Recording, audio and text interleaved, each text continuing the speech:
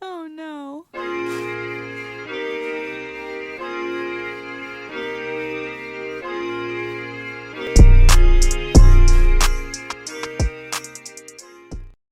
All right. Okay.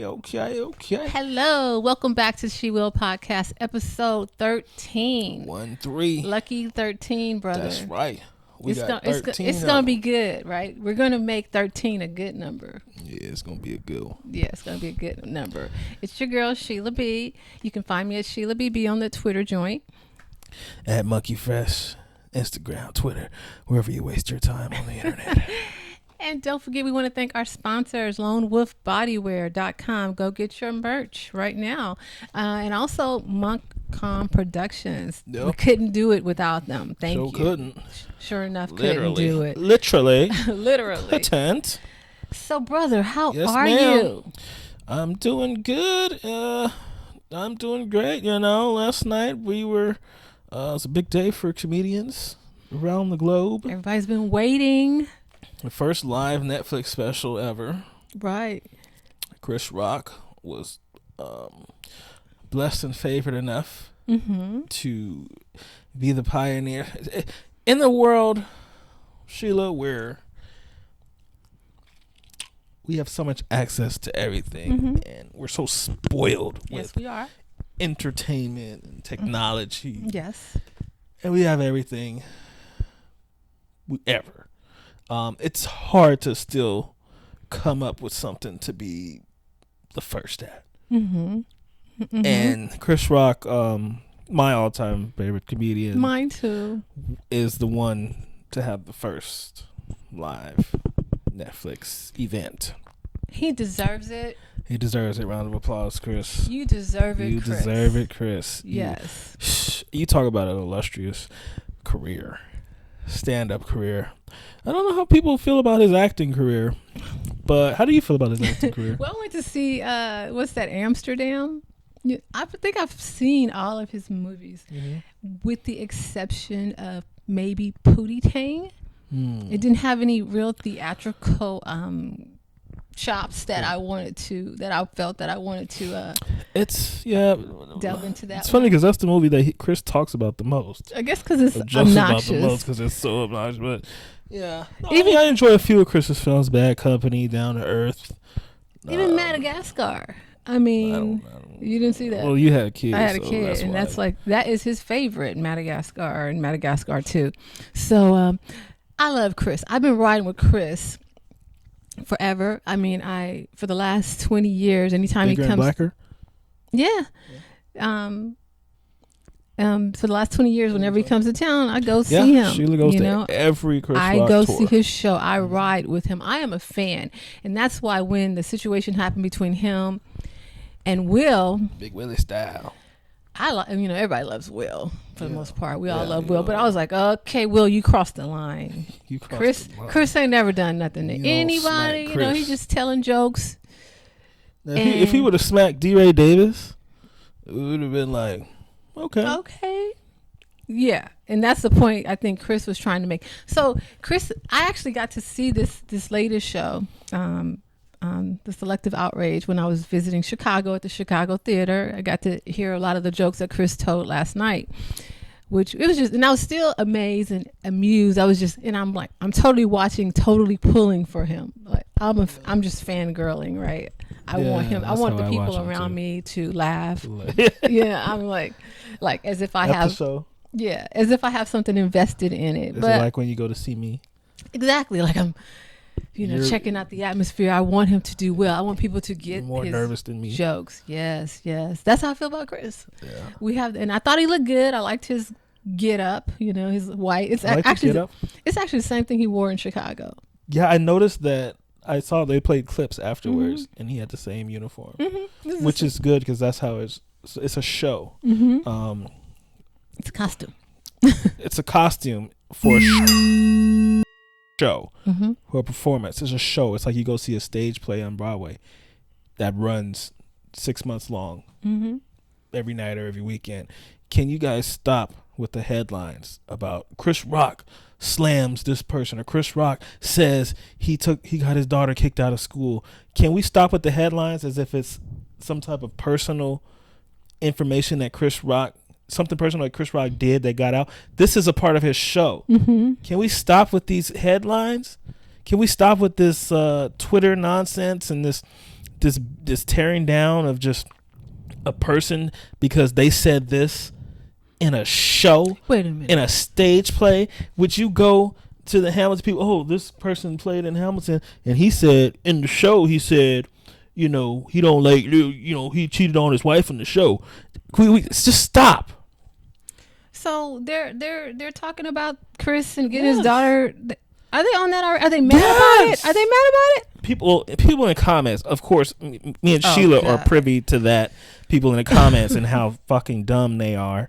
Comments. Yeah, comments. So, but people in the comments are like, that's not a good look, or can't believe he did that, or that's funny. Oh, that's not something to brag about. Or even him talking about Will Smith in his show. Oh, it's still on that. It's a year later. Do you guys understand how productions work? Right. This is his show over time. Nobody has seen it yet on the distributor's platform, so he's gonna put the joke in the show when the show comes out to the public. I think it was perfect because in the regular show that he did when we all saw it, he didn't really touch on that Will Smith thing. What I liked is that he did it for the world to see when it was pretty much available to everyone, and you didn't have to pay hundreds of dollars a ticket. Now everyone gets to see what he thinks about the Will Smith. But these commenters, these social media warriors, he's still on that. Can he just let it go finally? Well, because they're hearing headlines from when Chris Rock is doing his show. Media outlets, you guys need to back up off us because we're not like this. We're not shock jocks. Media outlets saying stuff like Chris Rock says this about Will Smith, but they refuse to say it's as a part of his show, as a comedian, as a performer, as a part of his stage act. They refuse to put that.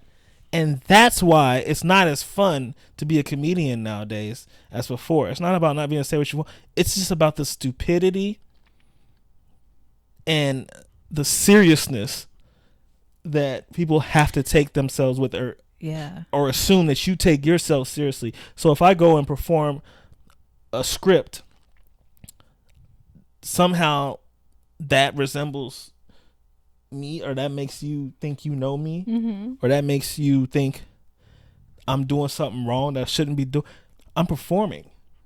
Right. Y'all the same people that watch Game of Thrones and then fall in love with the actor that done stabbed, raped, and killed somebody. Oh, he's so cute. But then they're mad at Chris Rock because he wanted his daughter to be accountable and not be a brat. Even if it's a truth, it's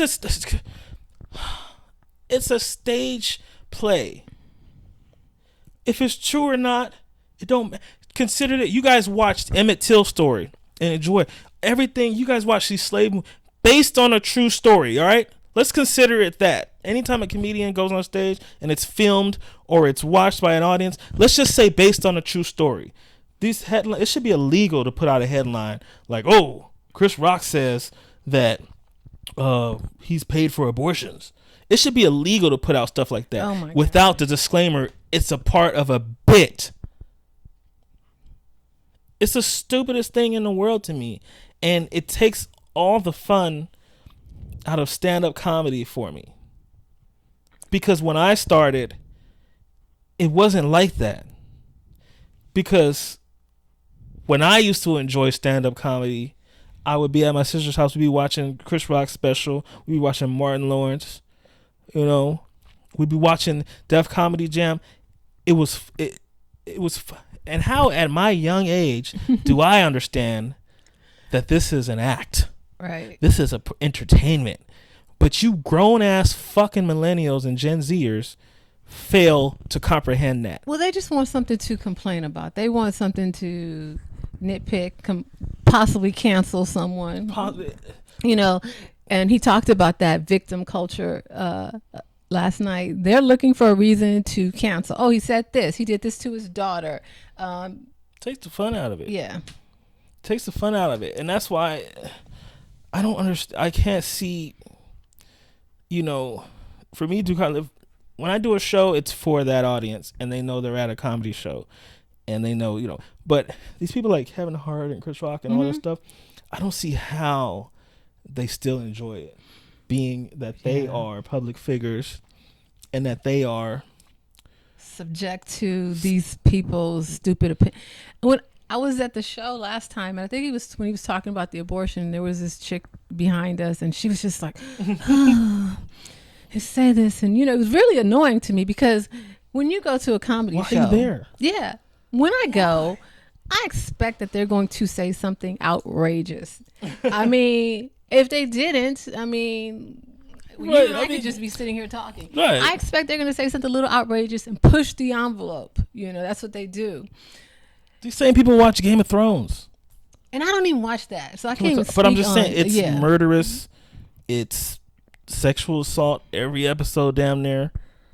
And that's okay. But when he's talking, so my thing is, if you don't like it, don't listen. Don't partake in it. Don't partake. Let it go. There are things I don't like, and I just don't fool with it.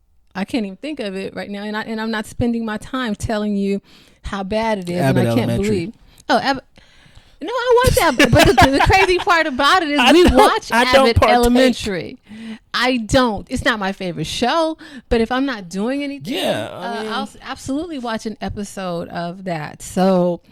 And as much as that show pisses me off, I supported it, and I'll make my opinion of it, but I'm not trying to cancel the show for being a horrible show, for having bad jokes and bad writing and copying The Office. I'm not trying to cancel them. I'm just expressing that what's happening. You didn't think it was original. I didn't think it was original. If you think a joke's not funny, say that. Oh, that didn't make me laugh. Good. I appreciate that. But don't say, oh, this person thinks this way because they said this in a bit that is written and rehearsed. Or this person should be canceled because of what they said in a bit that's written and rehearsed.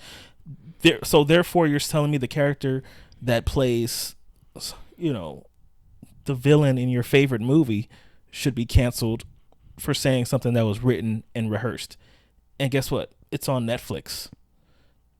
And you guys want to cancel Netflix for Dave Chappelle for greenlighting Dave Chappelle, but you're on there watching. It's such censorship. I mean, it's that's what it is, right? You cannot talk about this. You cannot have an opinion about that. You must say everything positive about this particular folk. Even we got heat, brother. We go through when that. we spoke about the first transgender. We said the first transgender. We said transgender. Yeah. Well, you said transgender. Okay, and I said it. Won a Grammy, and so I will correct myself, and I'll say the first trans woman won a Grammy, and her name is Kim Petras. She said Petros, which is hilarious because in Latin language, the os would be the masculine version, and she was born. I was just studying. I read it wrong. I read it wrong. But like you mentioned to me, for 15 years they've been saying Rihanna. Right. So it's just the trans community has such fucking nerve to think that you can't even mispronounce a name or a pronoun, or you can't even mispronounce something to do with their community or movement.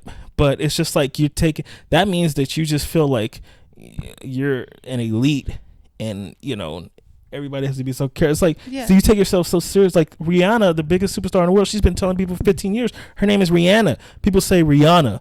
You don't see her like, and she lets it go. Her fans, she's just like, all right, like just confidently lets it go. So if Sheila here says transgender instead of trans woman, it's just like, give people time to catch on, or just understand that people you don't take you're not fucking Jesus Christ here. To one of our commenters, I try to just thank you for watching. However, I did let him or her know it took 400 years, and we still haven't got it right in regards to African Americans or black people we're still trying to get it right. Okay. We as in America, people, so, and I cut them a little slack. I know there's some gains being made. So my point is, it's taken 400 years.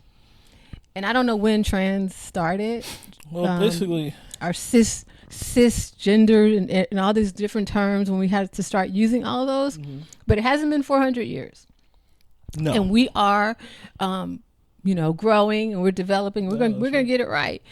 Yeah, but the thing was, we were trying to give representation and make sure that when we're talking about the Grammys, that we're talking about everybody, and that was a big thing. We're talking about Beyonce and her 32nd Grammy. Right. We also want to acknowledge Kim Petras and her first award for the trans woman community. So it was about us giving representation. It wasn't meant to be offensive in any way.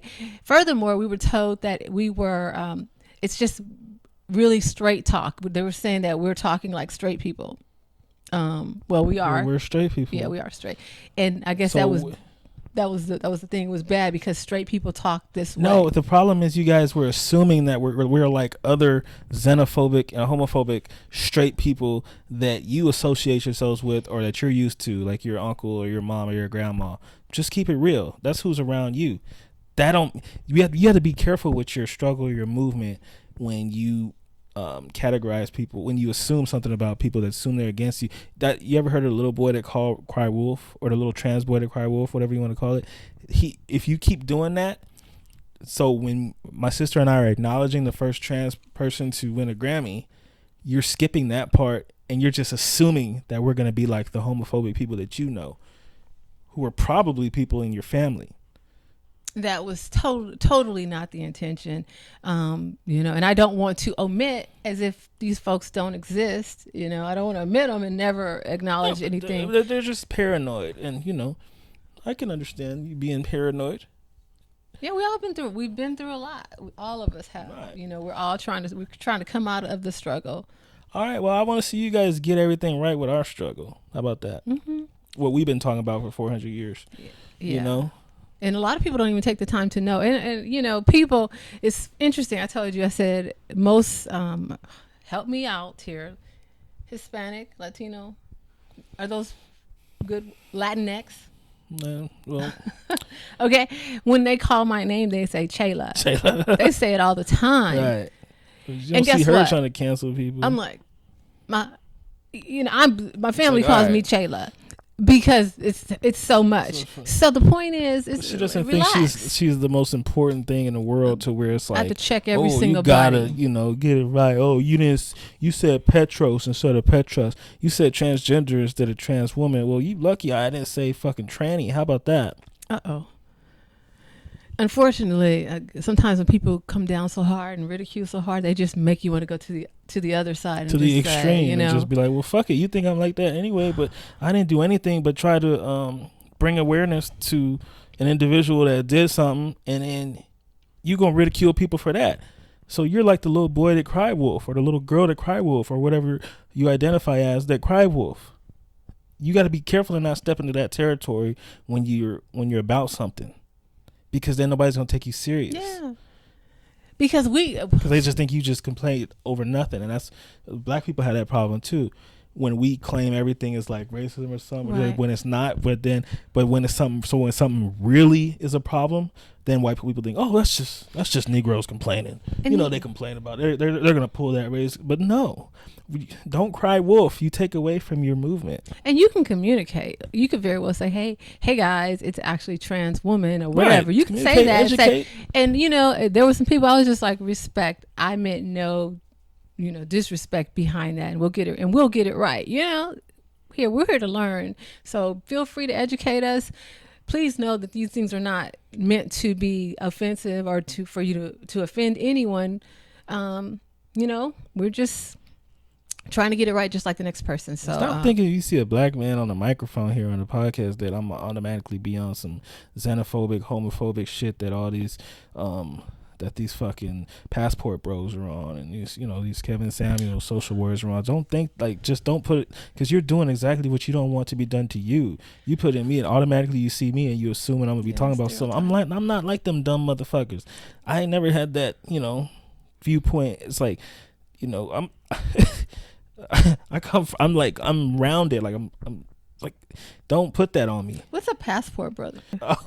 Passport, bro, is like, so like a lot of black men that started podcasts, you hear clips and shit, and they're talking about like how women in the Western world, like America, are not submissive anymore or something. So they're like going to like the Philippines or some other country where the women are submissive and getting them women like that. Because, is that what it is? and that you American women you're missing out on them because you guys are not. You guys are so indulged in like American concepts and the destruction of traditional masculinity that there's not going to be any men left for you because we're all got our passports and going to like third world countries and grabbing these and they got their little Filipino girl on there and they're like, you gonna make me some dinner? And they're like, of course I'm gonna make you some dinner. Why would I not make my man some dinner? Because if you don't, you're not going to have a man. And then they're like, it's usually some ugly ass nigga. You see? Do they really say that? They show these in the podcast? They show these clips. It's a thing on TikTok. I can cook, I can clean. Uh-oh. Yeah, see, this is why I came to Thailand, to find a traditional woman. Uh-oh. See, in the United States, women don't cook and clean. All they do is complain. And we don't got time for that. That's why I got my passport. And I've left. And a lot of the clips of these podcasts, black men, they're talking this bravado. Mm-hmm. They're talking this bravado about how women, are not submit. Are they like women here ain't doing it?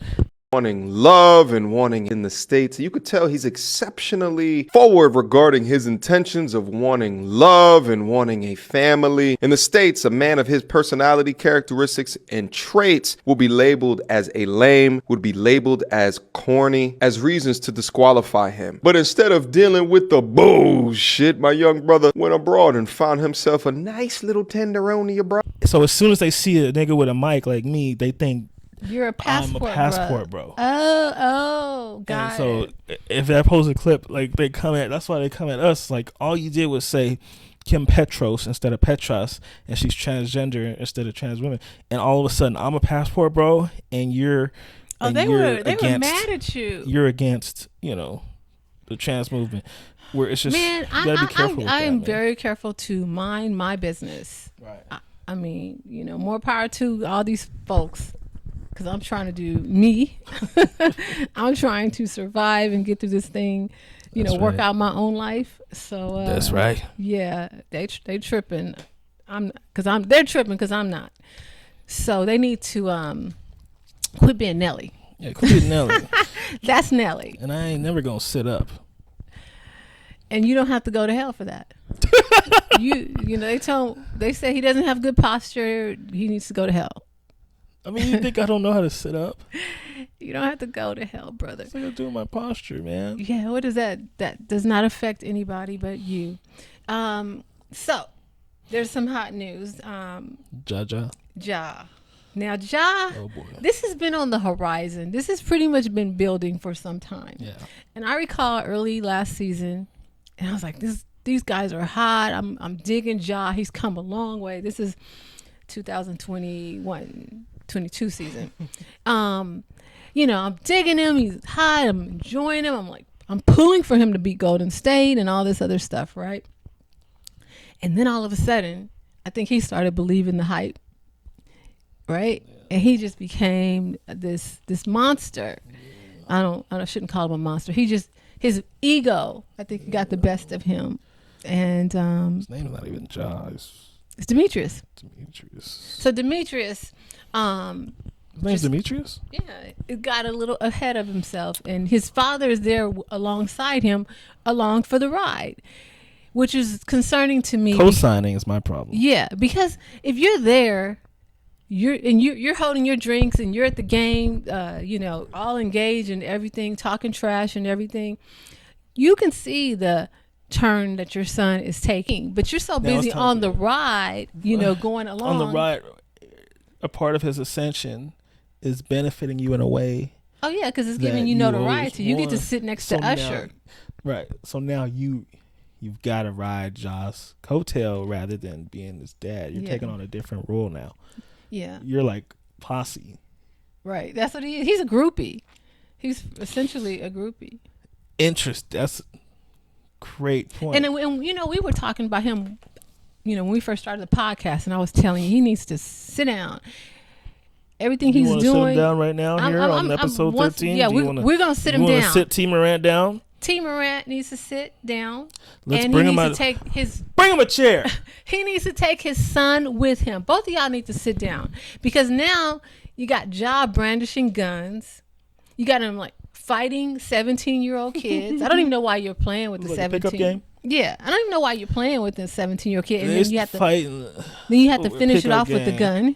Like 24-hour fitness, like one of these broke niggas. Yeah. I think he's rich but identifies as poor, and his pronoun is broke too, right? Yeah. Because that's the behavior he's given. But he needs to change his identification and realize who he is and how blessed and fortunate he is. Could have been the face of the NBA. Kyrie just got kicked to the curb, with his sneaker deal because of some things that they didn't agree with that they thought were anti-Semitic. Tweet. Yeah. And he is basically heir to that throne. He gets to have his own shoe. Nike, but then that just kind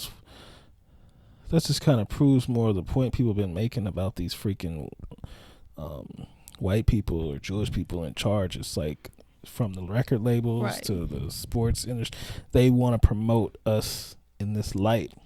We're supposed to look this way. We ain't supposed to look, like if you're looking like a thug, or like that's good.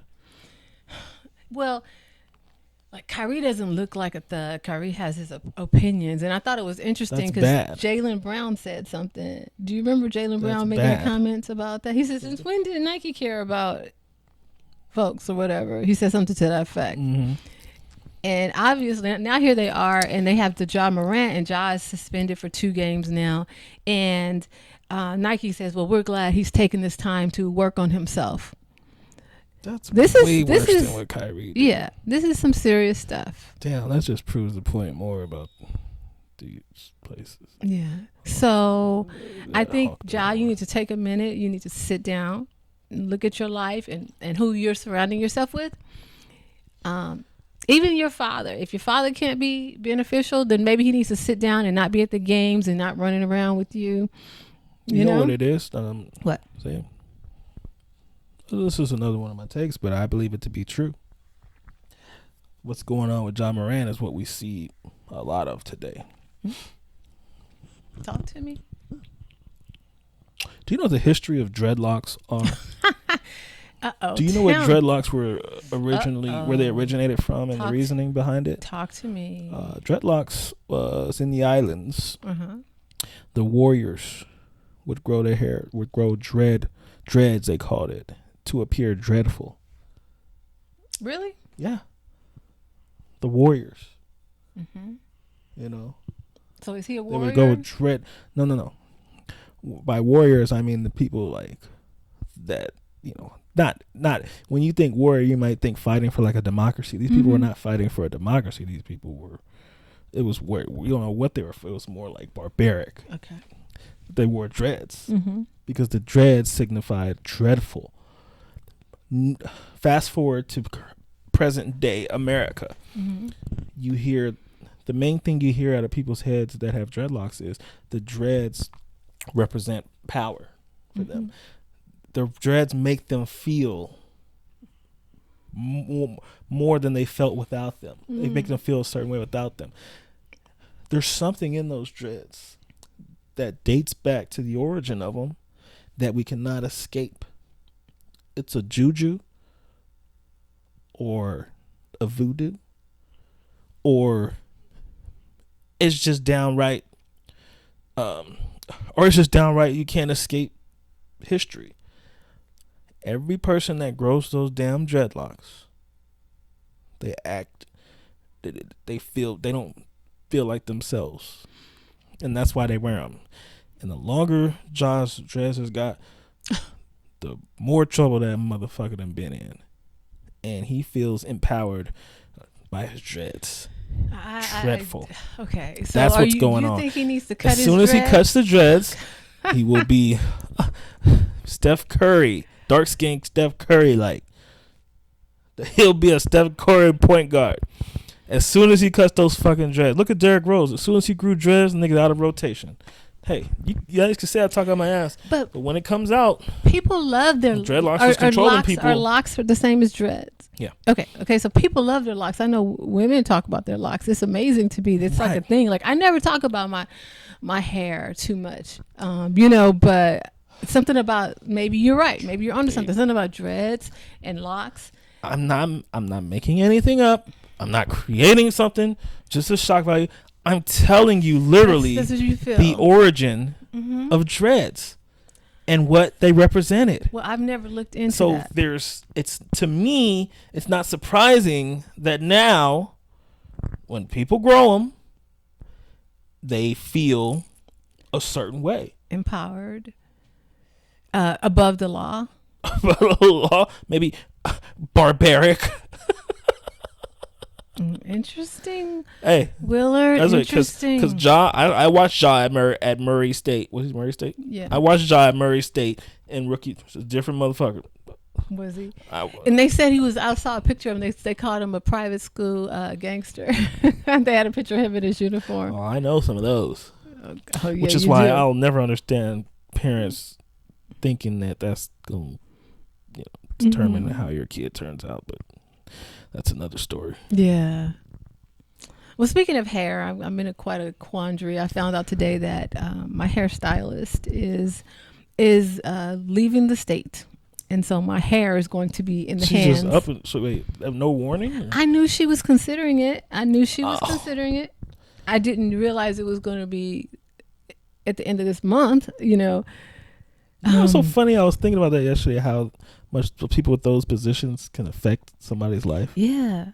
And I'll be honest, since the pandemic, I have not done much to my hair. I've kind of I'm natural right now. I just do this myself. But, I like to be able to get my hair done and look a certain kind of way when I want to. And now I'm like, who's going to do that for me? Who? Yeah, who do I trust? That's like an intimate It's very intimate. Experience. It's very intimate. Someone all up in your hair like that. And especially once they get to know you. And know what you like or what you want to look like. It's like you gotta go get to know them, get comfortable, make friends with them, and bond. And it's just I'm not looking forward to this process. What do you think is more important, men with their barbers or women with their hairstylists? I mean, you guys' hair is so simple. But it's because not. We have to be careful. No, we have to be careful because I feel like sometimes maybe you have hairstylists that are haters and they always want to cut your hair. That would be like pushing the line back for guys. Let's talk about it. Okay, so my whole thing has always been guarding against the trim. Okay, like how often we're going to do the trim and how much are we going to trim? Think they would really hate like that? Heck yeah. Okay, because so my hair is natural and I see a lot of people getting weaves to get hair. But you want to cut my hair. I don't understand it. We've been talking about this for a while. I don't understand why do I have to get my hair cut, but everybody else can get a weave to add hair. But so yeah, I think could be elements of hate in that. I'm not saying my current hairstylist, but over the years, I think I have dealt with that. So yeah, that's why it's so intimate because our hair is our crown. That's right. I love my hair, regardless of what I do with it. I love my hair. Now, you said if you have alopecia, though, can you still be a crown? Well, we'll talk about alopecia because I don't want you to discriminate against. No, because I was told I had some alopecia. Oh, really? Mm-hmm. Yeah. I heard everybody has it. It's weird. So maybe it's possible. But you said something. You said pushing the hairline back. Yeah. What are you talking about? So that's been like a possibility. It's like barbers hate like on your hairline, so they like want to have it pushed back like theirs. It's like, or they don't necessarily care as much, so they'll just push it back. And then you look at them and they're like 43 with a bad hairline, so they're like, I've heard of that. Like, because I remember Gerald used to tell me when I would take Jaden to the barbershop, don't let them mess with his hairline. Like, Yeah. keep it natural. Because barbers will do that and they don't care because they want it to look even on both sides, like so perfect, symmetrical. So if they started on one side this way, all right, now I got to push it back. Yeah. Like, no, don't do that. Go with my natural line. If it's a little crooked, because you just leave it. But barbers don't care about your stuff like that, especially if it's not like your barber. So that's why I asked you, it's like, is it more important men but with their barbers, because men will go to the same person for years and they won't cheat on them, and then they'll drive wherever they got to drive to go to their barber, or women with their hair person. I thought for you guys was when they don't take it back, it makes you have to come back for a haircut even quicker. When they do take it back, because now it looks like it's growing back or whatever. Well, that's another trick.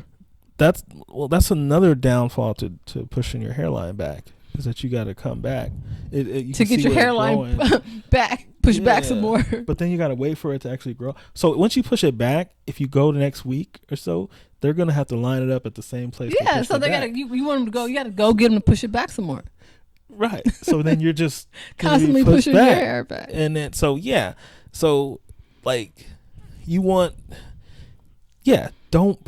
them to just don't push it back. That's why Gerald was like, don't make sure they don't push his hairline back, because once you push it back once, it's like a domino effect.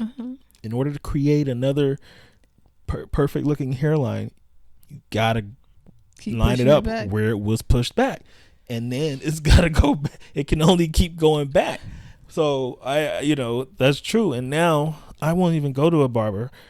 Barbers they have to push you back in order to create that crisp line. So now I gotta do my own. Like, I just can't do it.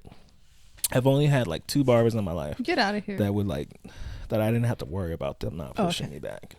Dad. Right, Dad with your his flat tops. Yeah, I would sit between his with his balls on my shoulder blades. He would not push me back. You guys. He would just shave my whole head off.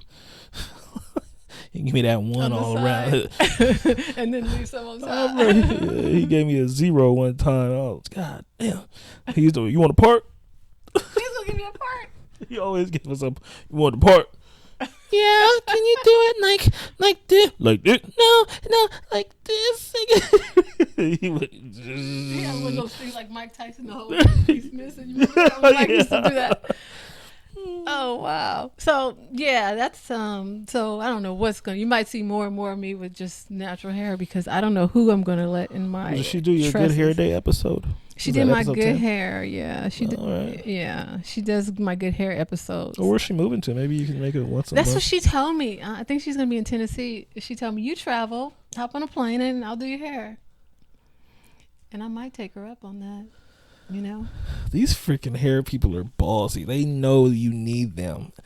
They have too much power friends over. Too. After a while, like I think Jaden was probably 3 when I started. Jaden's 19, so that's 16 years. So over the 16 years, you become friendly. The black woman. So after 16 years, I might hop on a plane and eventually That is scary if somebody had that much power. And that's why I stopped going to barbershop a lot too. I don't want that somebody had that much power over me. Also, you feel like they own your. Well, I don't know if you feel like they own your hair. Because they're like, "What you been doing to your hair?" Oh yeah. The barbers are like that too. Yeah. Who did? Yeah. Wait, because a barber can tell your fade like where it was left. If you come in 2 weeks or a week and a half, how it grows back. If it's different, it's like, say you messed with it personally. I have a barber used to say, "Why you keep messing with your head?" Like, why? He's like, you did that again. I was like, and I would be like, I was drunk. And I wasn't drunk. I was just trying to lie. And I just sucked at it. And he'd be like, oh, God. And it's funny, you explain yourself about your own hair. It's your hair. You can really do whatever I can do what I want. What, right? You can do whatever you want with your hair. Because it makes their job harder, and it makes them a little jealous. Like if you did something with somebody, you do as your own. Oh yeah, just leave it up to you me. Do This feel is like mine, like I got you. It's like cheating. Yes, that's a thing. So, I noticed this week there was a lot about Marcus Jordan. in the news, and Larsa Pippen. We talk. You know what I noticed? Even when I was watching Chris Rock, he was talking about the selective outrage, and he's talking about R. Kelly and Michael Jackson. And I was like, all these topics. Did you notice this? A lot of the topics that are out right now are things that we've covered. Yeah. Yeah. So So even Chris, when he said that, I thought of us. I said we were talking about that because we called it, separating the art from the artist. And I said I can do it with Michael Jackson, but not with R. Kelly. R. Kelly. Selective outrage. Yeah. Selective. I'm guilty. Oh, yeah. But there was a lot in the headlines about Larsa Pippen and Marcus Jordan, and then I guess she went on Tamron Hall. Yeah. Tamron Hall is pretty good at being very direct. She's getting a lot of sound bites out of people. She's kind of like Kamala Harris was when she used to do those Senate hearings, and she was very direct and kind of crabby a little bit, I think Tamron's like that. But they were saying a cat fight erupts, and I watched it. I didn't think that was a cat fight. I thought it was pretty civil. What did you think? Am I missing something here? Between Tamron and Larsa. Oh, they're back and forth? Yeah. Is that, I watched the whole clip, right? Like, that was it? Yeah, it was about 5 minutes, right? It was pretty civil, wasn't it? Yeah. That was just her. I mean, I don't know. I don't know who Tamron Hall is. I don't know why she has so much credibility to be able to get kind of personal with these people I've been seeing on there. To be like a real journalist. Yeah, because she's able to ask some questions that normally would be off the table. Like what? And people go to her show to like I'm sure damn, who else was on? Who was that I saw in the clip on Tamron Hall? I forgot who it was, but I'll just go with the Larsa thing. Okay, yeah, so Larsa Pippen, I'm sure a lot of journalists wanted to get into the the nitty gritty of the relationship with Michael Jordan or Marcus Jordan and how it started. What was she thinking? But Tamron was able to ask and get an honest answer, right? And ask questions after that, follow-up questions. So I'm like, damn, so she has credibility as I think she's a journalist, and she knows that they're not here. She's not there for the soft answer. Yeah. So Right. she's here to find out, get the answers. Yeah. And so her job is not to, once you show a little discomfort, to back off. It's like, I'm here for this answer. And so, yeah, that's what you're here for. Huh? so it's interesting. Because Larsa went as far as to say, we were just friends. I didn't know. I met him at this age, and I didn't know we were just friends. I tried to hook up with my friends, So yeah, she got a lot that I hadn't heard before. But she framed it well, actually, Larsa, because she said, it's only 16 years difference, and so I was thinking, well, when you put it like that, and I met him when he was such and such age. when he was an adult. Yeah, when he was. Did she say he was in college? I can't recall when I forgot what he said. She was in college. She was in college. Oh yeah, that sounds better, huh? So when she framed it that way, and then she's like, Scotty was 10 years older than me, and he's 32, I'm 48. It kind of felt, okay, they're adults. And my problem with them wasn't the age difference. It was pretty much that I feel like he can do better. And I told you that he's a guy friend. And he has no game. You said he has no game, and but I just felt that he could probably, based on who he is, pull better. No, he can't. He could date Sophia Pippen, the daughter of Scottie Pippen and Larsa. Yeah, but he would have to have a little game with that. She probably dating Lil Baby or something. So anyway, is it true that they asked Scottie Pippen Jr. to step away from the Lakers since Malik Beasley joined? I don't think that story is true. I can't imagine that's a false story. But even if they did ask, it wouldn't be because of that. It'd be because he's not gonna make the Lakers team. Right. Okay. Well, today I got to see Steph Curry return from his injury. I went to the game today, see Lakers and Golden State. And I will say, I kind of love Steph Curry. Yeah, he's a very lovable basketball player. Giannis is my boy. Mm-hmm. But I'm just saying, like, who can dislike Steph? Yeah, Andre Iguodala said he's the closest thing to Jesus Christ. Did he say that? Yeah.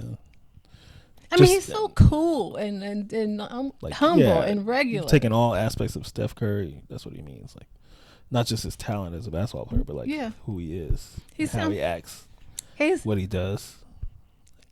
I mean, I'm there. I get it. Yeah, I get it. I'm just like, how could you be that like perfect, dude? Like, what's up, man? Even his commercials, the CarMax commercials, and the ones with Candace, and he see him and Michael B. Jordan. They act similar, like as far as performing their lines. You think that they're similar actor, but you're trying to tell me the level of talent between Steph Curry as an actor and Michael B. Jordan is aligned?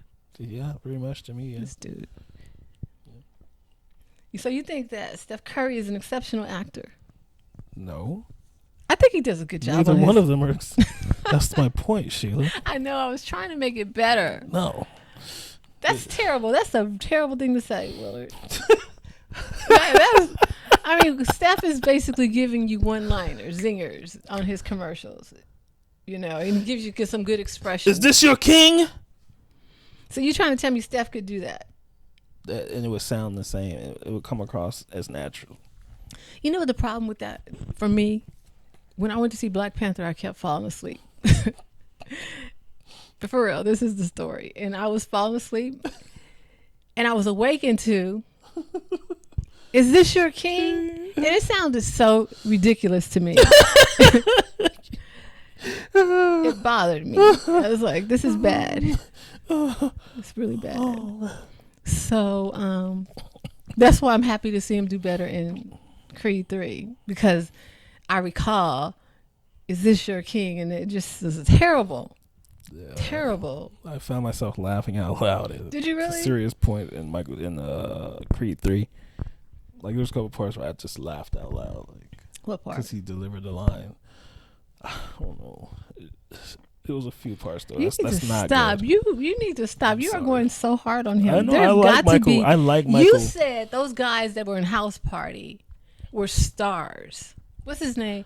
Jacob Lattimore. Jacob Lattimore is a star. Is 10 times better actor than Michael B. Jordan.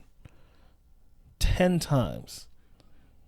Come on, man. You're killing me. You are killing. Come on. Me. Come on. No. This guy. You guys got to come on. If Jacob Lattimore was 6 inches taller. How tall is does homie have height? Does Michael B. Jordan? He's 6'1". He really is. So he's my height. He's probably 5'9". Probably how they do. He's probably about 5'10". Because there's times in the movie where they said Jonathan Major's character was supposed to be 6'1". I thought they said he was 6'2".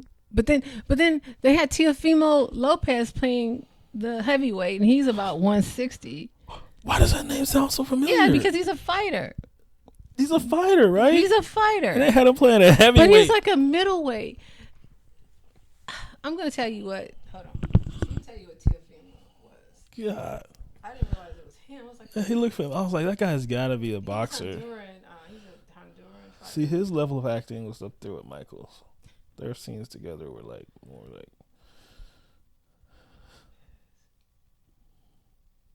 relaxed. Lopez is a former lightweight. And they didn't think that nobody is like supposed to catch that, or like, we ain't supposed to catch that, like. Oh my God, 5'7.5". And he's playing a heavyweight in the movie. That was the worst casting ever. God, you're killing me on that one. But that's how you know Michael B might be more closer to 5'9", 5'10". No, I think they make everybody smaller. They list them as that, but I think I'm sure he's probably closer to 5'10". He doesn't even look 6 feet. Like Tom Cruise, I'm sure they get people and probably prop him up on things to make him not look so tiny. Yeah, but everybody knows he's tiny and really like he's not. But like Michael B. Jordan, it's like he's saying he's 6'1". I don't think he really is. I think he's like 5'9", 5'10". Mm-hmm. If I stood up next to him, I'd be close. We'd be about the same height. Probably. You know. So yes, so that's Steph Curry and Michael B. Jordan, the worst comparison ever, brother. Okay, so Michael B. Jordan and Teofimo Lopez. He's a boxer. Okay. They did. I mean, that was who? There's got to be some. Okay, Michael B. Jordan and Jay Ellis. Yeah. Okay. Jay Ellis hasn't really shown me anything that's yet. Good. No, that's really good. Yeah. Not yet. Yeah, they're both cookie cutter actors. But I like both trace of them. artists. Who? Tracers. You know, you trace something instead of creating it. That's what they do. Which is good. It gets the job done. All right. Well, brother, it's I'm been fun. Be in trouble. You talking a lot. You really talking a lot of trash, and I bet you can't whoop me. That's who was that? Somebody that I was just talking about. Who was doing that?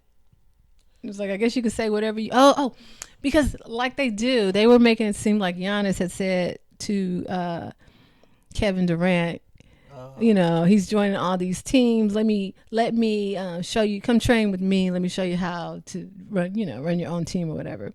Which was really just a joke on the Daily Show. It wasn't real, but they put it out there like Giannis said this. It was just a joke. Yeah. And I remember I was thinking, I guess you could say whatever you want if they can't beat you. Yeah. But now I know it's just a joke. Yeah. But we're going to work on that. I think they're better than what you're giving them credit for. And hopefully they'll put some work out there to make you believe. We'll see. Okay? All right. But anyway, if you like what you saw, please like, subscribe, comment, and share the She Will podcast. And don't forget you can find me at Sheila BB on Twitter. At Monkey Fresh. And thank you to our sponsors, LoneWolfBodywear.com and Montcalm Productions. Again, we couldn't do it without Montcalm Productions. Thank you for all you do. And we look forward to seeing you on the next She Will podcast. Hey, peace. Out.